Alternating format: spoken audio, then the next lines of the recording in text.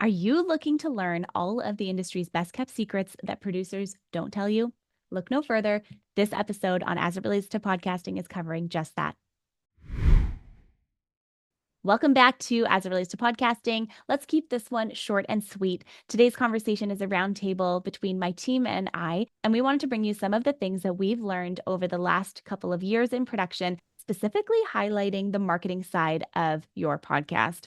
Not a lot of people talk about those ins and outs of marketing and how to really create that brand that is substantial and helping your podcast grow and expand into new markets.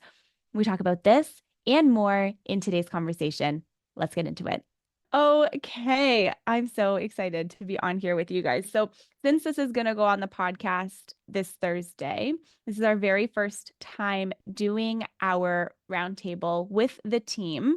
So, I know I see some of us are watching live. Thank you so much for being on here live. I will say right off the bat, if you want to catch these episodes on As It Relates to Podcasting, if you want to catch them live in our Facebook group, we do them at the end of every month. The last Monday of every single month, you can join our Facebook group and we can take your questions and all of that. So I will monitor this live stream and just see if we have questions that pop in. If they happen after the fact, we can address them on a next live next month and so on, so on. If there's anything you want to hear in particular from these roundtables, just let us know. But we thought it would be so fun. Let's tell you a little bit about why we decided to do this. We thought it would be so much fun to do a roundtable discussion once a month for the Facebook community, because we talk about podcasting pretty much every single day. And we're always talking with clients about their strategies, what we should be doing more of, what's changing in the social media world, and all of the things, right? And because we talk about it so much, we were like, okay, we should be sharing this with other people. We should be sharing this with our community and so on. So I feel like I've been talking for a lifetime. Let me go ahead and introduce our team. Sam, do you want to go first? Because you're sitting at the top of my screen. Do you want to go first? Sure. I am the brand and marketing manager at Volt Productions. I do all the marketing for Volt itself, and then all of our clients, I help create the branding and do their social media, and then anything on the back end, the website, funnels, you name it, that's what I do. I love it. And Emily? I'm Emily, and I am the editor at Volt Productions. Lead editor of our team. Lead editor. And so I just do the editing, so I'm not fancy like Sam doing all the things. But I do get to listen to each of the episodes that you guys make that we edit. So that's always fun. It lets me listen to lots of different things. I think that's one of my favorite parts about being an editor. I learn all sorts of things. I honestly feel like that's one of my favorite parts about editing also. Everyone always says like, oh my God, I hate doing the editing piece and I hate all of that. But I actually love it because you learn so many different things that you probably never would have clicked on to learn about yourself typically. Sometimes yes and sometimes no, just depending on your own interests, of course, right? But I will say for our listener today, I mean, Emily downplayed her role hardcore. She manages the entire production schedule for the entire agency, all of our clients, meeting deadlines, editing in advance, launch management when it comes to the editing side of it. And also when we go through and start to review our client work, obviously, but provide feedback on how the episodes are sounding and all of that, like she will go in and she'll do all of that too. So please, thank you so much. I'm like, okay. In any case, this is really exciting. So I'm so happy that we're all here together today. And today's roundtable, we were talking a lot about what should we bring as our very first topic. And one of the things that is the most top of mind right now when it comes to the podcasting space is we're seeing a lot of people still launching their podcasts, but what we're seeing the most of, and correct me if I'm wrong, what we're seeing the most of right now is people who have had their podcasts for a little bit, people who have been, doing their show for a little while, and they are just not happy with the growth of their show. They're not happy with the direction of their show. They don't like the marketing, the branding. They don't know how to elevate it, how to make it quote unquote more, how to take it up a level, and all of those things. So we thought that it would be nice today in our roundtable to talk about marketing and editing as an afterthought and overall social media presence and social media strategy. So I think that the best place to start, and I think we can all sort of like weigh in on this. We can do marketing and editing at the same time for like the same question because there's two different branches, right? I want to talk about like social media presence as a whole. How do you both think that it has changed from where we started back in 2021, even 2019, 2018, 2019, 2020, 2021? How has the social media presence of your brand and who you are as a podcaster changed from that point to where we are now? Yeah. So the same way that you yourself as a creator has to kind of be like very face forward now, way more than brands used to be. You are your brand. The same thing has happened to podcasting, where you could post a lot of reels and a lot of video content, quotes, and it would get a decent amount of engagement. It's not like that anymore if you're not showing up consistently. And that's consistent for really any kind of content you're creating, but specifically for podcasting, because it's very a niche thing, and people find podcasts that they enjoy in different ways. If you're not a more popular podcast, you're not, a celebrity, it's gonna be harder to get that engagement. So you have to show up, you have to know who you're talking to and the type of content that they want to see, and it has to be more engaging. You've got to be, like I said, very face forward. You've got to be showing up as yourself, as the host, Mm-hmm. Yep. Emily, do you have any thoughts on this? Yeah, I would also say that like how you're showing up with your style of things will need to evolve too, because how everybody was making like videograms and stuff like that, audiograms, when podcasting was first getting popular and all that kind of stuff is so vastly different now. Most of them are more produced, that kind of thing. As you up your quality of production of your actual podcast, those reels and everything kind of follow it, but you also need to be looking for how to bring your audience in. And I think that that's the other thing, like with Sam saying you can't just post quotes and stuff and expect a lot of traction. It's really that connection between your audience and you and listening to them. So it's one of these things where connecting with them can also include putting subtitles on your reels, because that's a super simple thing that people are still leaving off, and you are cutting out a large group of people who either have hearing impairment of some kind or also are scrolling and not listening to their phone. It's one of those things that it's an accessibility thing from all sorts of points.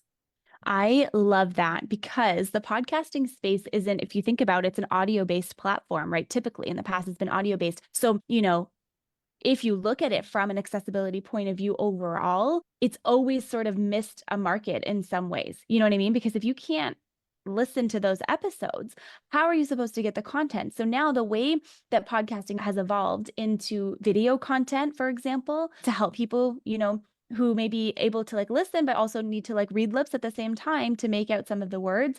And like you're saying, the captions on videos is so important. And I think that's just such an important piece to highlight, and also leads me back to something that I think about often when it comes to podcasting, creating content, whatever it is that you're doing. It's always about meeting your listener where they're at and giving them a way to consume your content without them having to go and jump through 1,000,005 hoops to do so, right? We talk about posting different types of content when it comes to your show, right? So, typically people, especially nowadays, will post a video reel or like a clip or this or that. But then you're also leaving out the other forms of content that are super impactful still, like written quotes or talking about your podcast episode in stories, like you were saying, Sam, and carousels, and just different ways of engaging and meeting people, because not everyone is going to sit down and watch a video, right? So even if people are listening to a podcast only, they're not necessarily watching the video. So you still have two different audiences in that respect too. It's all about listener habits and like, what is the listener habit? But in addition to that, let's talk a little bit about building the brand outside of the podcast, because I think that's a big piece that people miss. A lot of the times people want to have a podcast and they want it to do really well. They want it to be hitting the charts, topping the charts, all of the things, but they don't want to create the brand behind the podcast. I will stop because I know you have thoughts about this instead of me talking the whole time about this.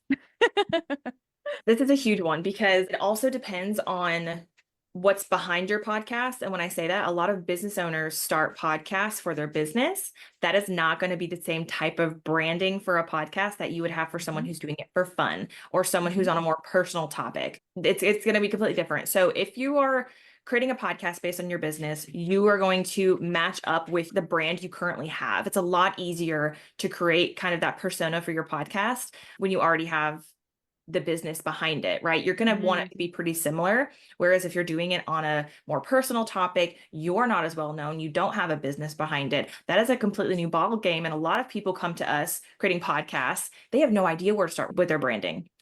Now, it's also important to note that branding does not start with your logo or your color, your cover art. It does not start there. It starts with your audience, who you are trying to attract, and the type of vibe you want to give off. Marketing has changed a lot in terms of how people want to be seen and represented in the content that they're seeing. And you have to start there. It's about that connection piece. It's very personal. It's way more personal than it used to be. You just need to be able to know, if you know who you're talking to, and actually understand that. And if you don't have an audience yet, I know it can be even harder. But if you do have an audience, you already have an email list, you already have some kind of social media presence, start by surveying them, start by asking them questions, getting engaged in the comments, get really personal with the people that you already have. Even if it's your friends and family, if that's all you have, ask them questions and figure out what direction you need to go in. The biggest piece of advice I always give is it's not about you, it's about them.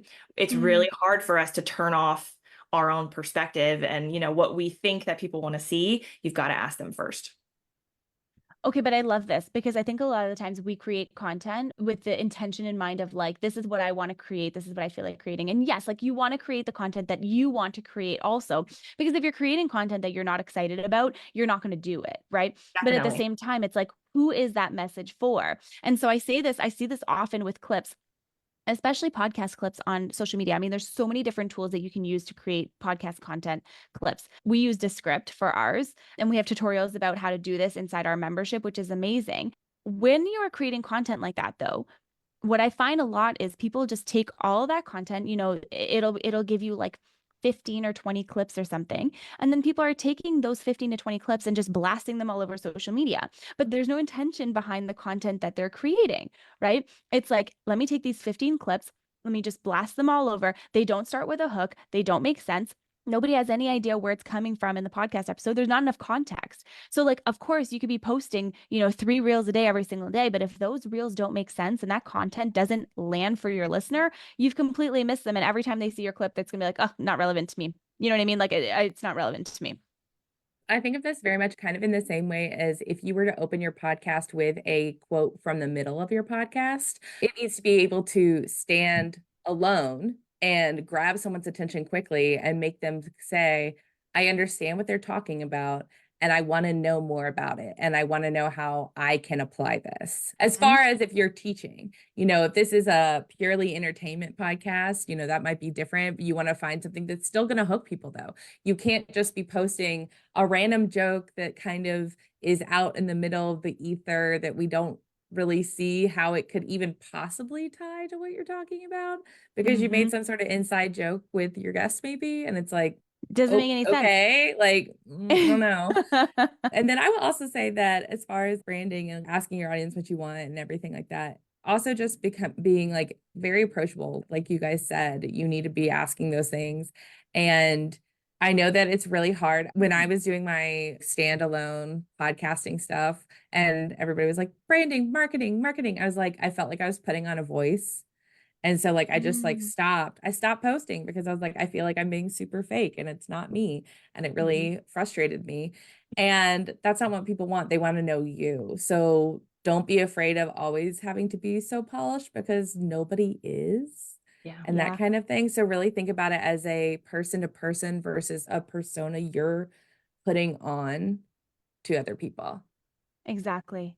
And you know, I even think about that when you're saying that. I think about that with this episode that we're doing right now, because typically the episodes that we put out every single week, they have lights and I'm using a good camera. And, you know, like, of course, I'm going to use a mic like at the end of the day, but we're sitting here, we're literally using the cameras from our computers or webcam or like whatever it is. And it's just chill. Like it doesn't always have to be this big high production thing because there's different types of vibes that people get from different types of content. This is like, hey, come and join your friends and let's have a conversation about podcasting. Whereas like if you look too polished all the time, sometimes it can look as like a barrier, you know what I mean? But it doesn't mean put out lower quality. It just means find that piece of relatability. One of the common things that podcasters worry about or talk about a lot is the ability to create content without having all of the fancy stuff. And so, yeah, should I, in theory, have all the lights into this and that? Like, yeah, maybe, but also I don't really care at the end of the day, because at the end of the day, I get to have a conversation with two of my favorite people in the entire world about podcasting, So it's kind of like, it's like that balance between the two, that the message that you are saying, it doesn't matter what type of equipment you have. It doesn't matter what type of lighting and all the things you have going on. The message that you are sharing is so important. And that's the piece that we try and focus in on a lot at the agency, is like, what is the actual words that you are saying and what is it that you are communicating? And then how do we add on everything from there? I think that's really important, because this could go into like marketing and editing as an afterthought overall. We have all of the things that we're doing, that when it comes to these two pieces, after you do the interview, it's like, okay, great. Like I've done the interview, but everything else takes a back seat. Everything else is an afterthought. And then it gets you behind, Well, first I was going to say, with the not worrying about like how it looks like this episode and stuff. I mean, like we say that, but also we recognize that it is still hard to like turn that voice off. Like me, I literally was like, I have to clean things up. I don't want you to see my craft room mess that is surrounding me at all points. Yep. And I even like went and borrowed a mic from my partner. I was like, Simona, shh, I'm using a mic that a lot of people say is the worst. So don't judge me, but it's what I had. And I was like, I know that this will work, for Exactly. this. Exactly. I even think about like this towel that I have in the background right now. I'm like, I probably should have taken that down beforehand, but I'm like, here we are. I've looked at this little cluster over here like 20 times at least.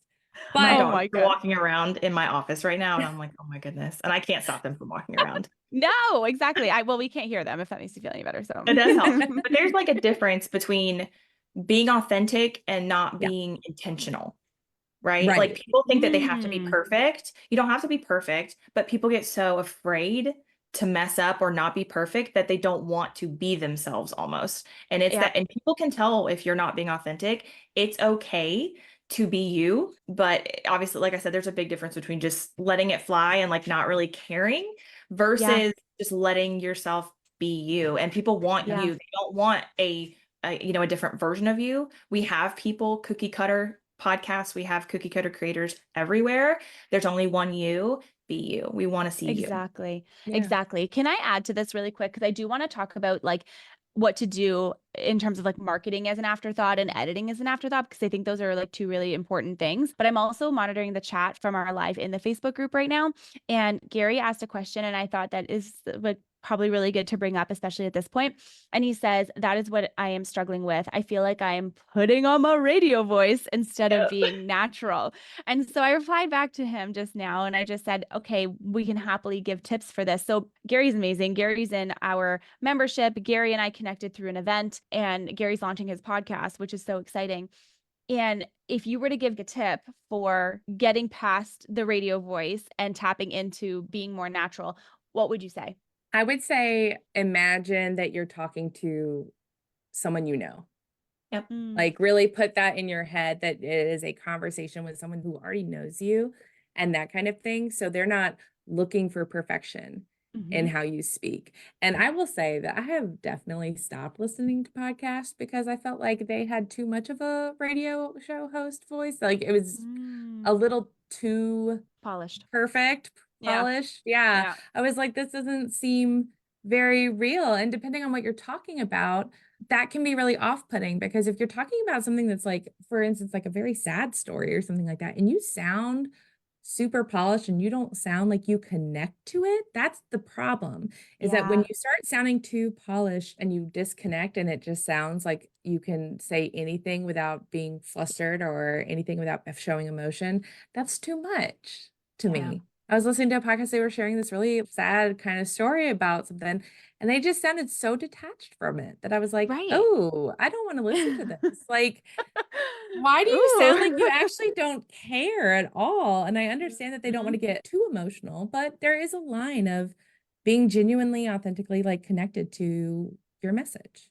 Exactly. Yeah. Exactly. Sam, do you have any thoughts? I was going to say exactly what Emily said. She said it perfectly. But also, if you are not sure how you're sounding or if you're coming off the right way, Find your most brutally honest friend or family member and pass it by them and go, listen, I don't know if this sounds like me. Does this sound like me or not? And the person that you can trust to tell you the truth, because sometimes people just won't. They're excited for you to be excited about something new, which is great, but have people who can give you like genuine feedback and always have them in your back pocket if you're not sure about something. I love that. And I also think too, like, whoever's watching and listening to this, drop it in our Facebook group. We will review it for you happily. I will happily take a look at anybody's content and give you my actual feedback and my actual thoughts. And I know the both of you will too. And I think that's one of the things that is so important when it comes to like production work, when it comes to the space overall. There are so many different shows. You not being you, like you're exactly saying, creates this detachment, and then you lose people, right? It's like when it's too perfect, people are like, why is it too perfect? And there's a thing there. And I think that honestly is why I so deeply wanted to bring this roundtable to the community overall, because I want to talk about podcasting and these different topics in a different way that's not as intense, that doesn't have as much pressure, that's not like an interview based either. That's just a conversation, you know? And I think we do so much fun stuff and we do so much cool stuff every single day. And like we are the worst, I would say, at marketing ourselves. Like we're not the worst at it, but like I am the worst at marketing my own self. And by I'm proxy, terrible. like the worst. And then we go on like stints and we're like, oh, we should share all these amazing things that we're doing. And then it's like life happens and it gets in the way. And it's like, okay, maybe we pause on this or I don't show up for a specific thing. So doing this is actually a really nice way to connect back to the community and show personality and show like the humanness behind the brand and create relationships with the members of our community. So I'm really excited about it. And it actually leads perfectly into marketing and editing as an afterthought, because when you're busy, it's easy to let those things go first. That is the easiest thing to let go first. So, Emily, if you can give our list of friends right now a couple of tips to maybe not make their editing as an afterthought, what would you do? It can be one tip, it could be 5 tips, wherever you want to go with it. Well, one thing that I would say with the idea of it being an afterthought, because they're like, I don't want to listen to it again, or I don't want to hear myself. You need to get comfortable hearing yourself. I'm so sorry. You're doing podcasting. You have to. I'm so sorry.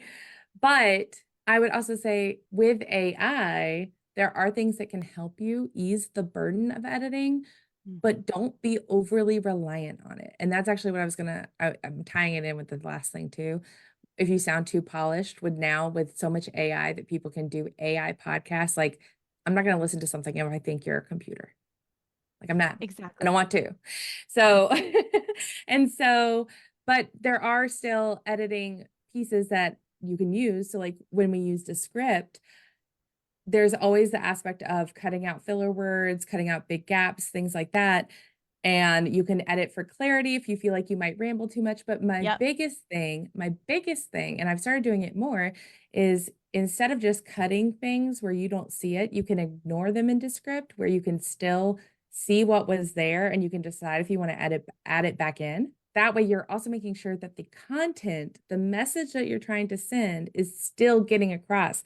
Because if the script decides that 2 sentences are not important, but they actually have like a very strong message that you were trying to send, the script doesn't know that. They're not all powerful. So like you need to like double check it. But I think that you can use these tools to ease the overwhelm of what editing can sound like.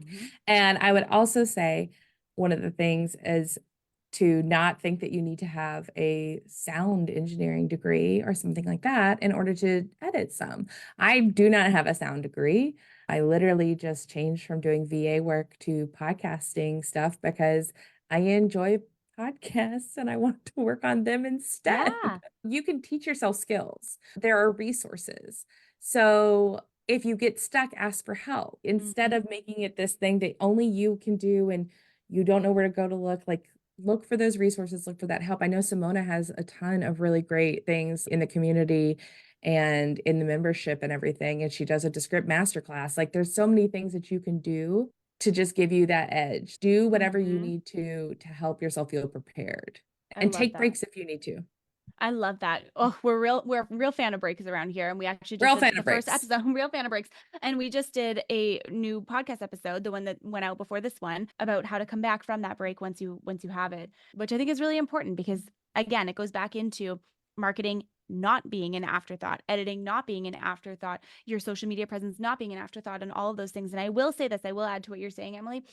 It's like not being afraid to do something new, not being afraid to trying something new. I did not work in podcast production either until we started the agency. I had my podcast and produced my podcast. And then by proxy, people started asking me to do their launches and their shows and all of that. And then, you can teach yourself a lot of different things. You can learn more about sound. You can take classes if you want to, but you can also teach yourself quite a bit on your own, not to minimize people who like are literally sound engineers, but that's a whole different ball game. My background is in PR and marketing and communication strategy, product launches. Like that's the stuff that I did when I was in marketing. And so when I started the agency, it was like, how do you blend all of those things together? Because there was a gap there. And now we get to do stuff every single day to bridge the two worlds together, which I love. So anyways, as an additional thought, Sam, what do you think about marketing as an afterthought overall? Any tips or advice you can leave our listeners today? Oh my goodness, I could go on and they know this. Okay, so if you're launching a podcast, your marketing needs to be not an afterthought. So once you have the entire show, the concept, you have episodes recorded, you're ready to launch, it's too late. If you have a social media presence, then you need to be talking about it for weeks. You need to get excited about it, because if you're not excited, they're not excited. How many times has Simona said that in the past? So if you are not amped up about what's happening and you're not, showing up and saying this amazing thing is coming, whether it's on an email list, whether it's on your social media, then you can't be disappointed when you go to launch and no one's listening. You don't have very many downloads.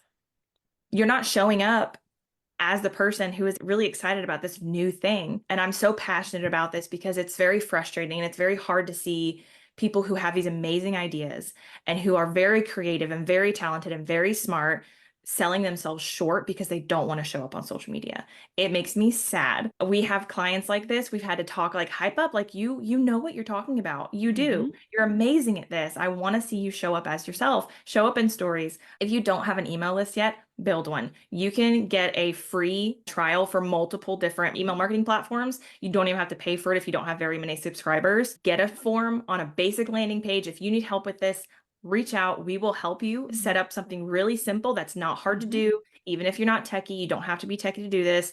And weeks before you launch, a month before you launch, maybe even longer, if you know that, you're committed and you know when your launch is going to be, let's get people on your email list so that you can actually message them and have this something off social media that you can continually talk to them about and give them tips and advice related to your content even before it launches, to show your personality, to show your expertise. Don't let marketing or social media specifically, because I think social media really throws people off, don't let it be something that you're just going to deal with later. You are missing a massive part of your launch if you're not even thinking about this. The best advice, no matter if it's what platform you're going to go on, because that depends on your audience, right? Which platform you're going to utilize the most of. Even if it's just one, you need to be on at least one. Utilize it to the best of your ability. Use the features they have to really get out there. But most of all, just believe in yourself. If you have enough, guts and belief in yourself to start a podcast, then I want to see that you have enough belief in yourself to show up on a story on Instagram and talk about your show. Exactly. I need you to do that. So that's everyone's commitment for this week until we meet again in a month from now. As your homework. I love it so much. I have had so much fun doing this. I'm so excited that we get to do this every single month. And we're doing it strategically at the end of the month because we learn so much every single month. And we're like, okay, let's roundtable cap this off for everyone at the end of the month. So really excited to come back here at the end of the month, all three of us together, and talk about these different things. I was thinking as we were just chatting, next month's roundtable could be a blend of questions that we get, between now and then, but also maybe a little bit of a focus on how to build your marketing strategy pre-launch and then post-launch. And we can talk a little bit about that and go more in depth about that. So yeah, thank you both so much for joining and hopping on here today. Is there any final thoughts that you want to share with the podcast world before we hop off? Believe in yourself, please. Like, I don't care what podcast you're doing. I don't care what it's about. I believe in you. We believe in you. This team believes in your potential and everything that you have to share. I don't care if it's about ghost stories or if it's about marketing or if it's about LinkedIn.